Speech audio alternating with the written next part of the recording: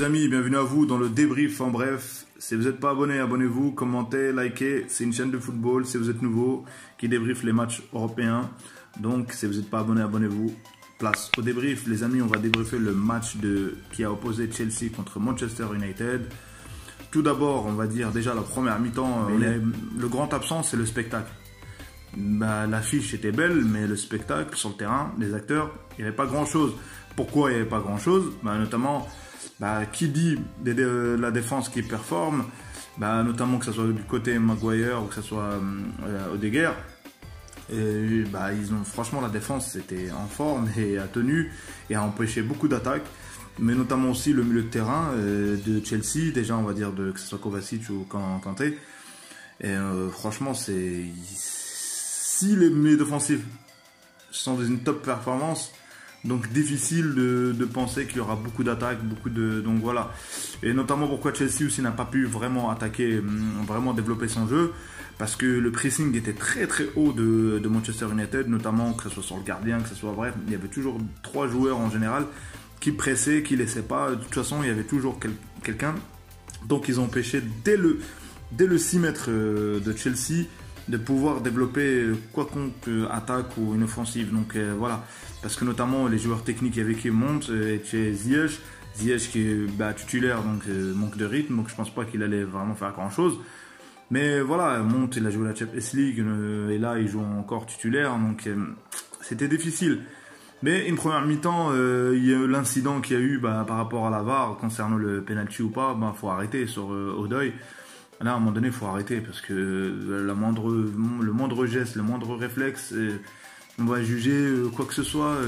Bref, il a touché du nez, il a touché des cheveux. Bref, je trouve que ça tue le spectacle et il faut laisser.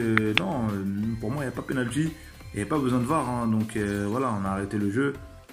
Pour rien en plus, il n'y avait pas pénalty. Donc voilà.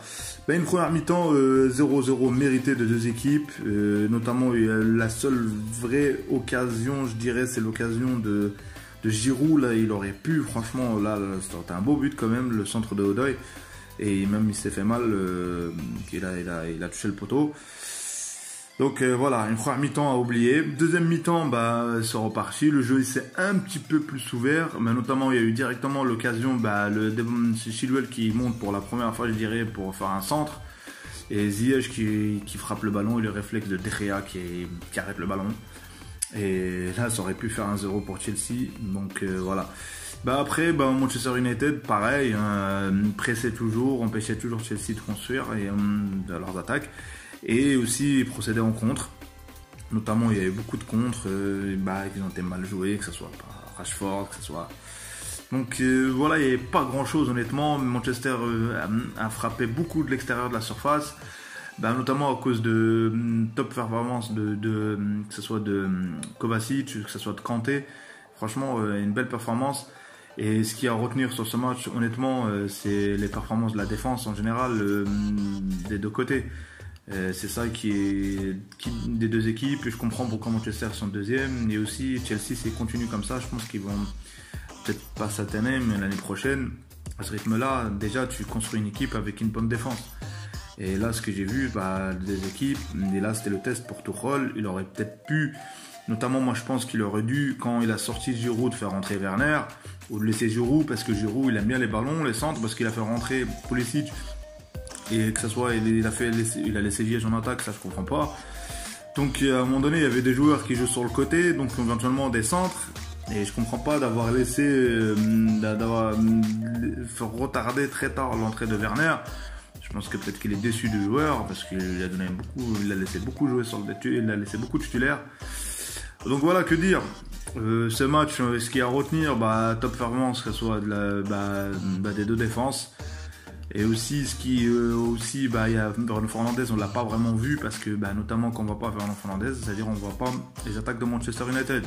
C'est le meneur de jeu de cette équipe, notamment à cause de qui? À cause de Kovacic et de Kanté. Ils l'ont vraiment bloqué. À un moment donné, il essaie de passer sur le côté parce qu'il n'arrivait pas à pénétrer au centre. Donc voilà, un match nul bien mérité de deux équipes. Voilà, et je dirais ils auraient pu profiter, que ce soit l'un comme l'autre, Chelsea. Donc voilà, un point des deux pour les deux, chacun. Et les amis, si vous n'êtes pas abonné, abonnez-vous, commentez, likez pour plus de débriefs. Salut, salut.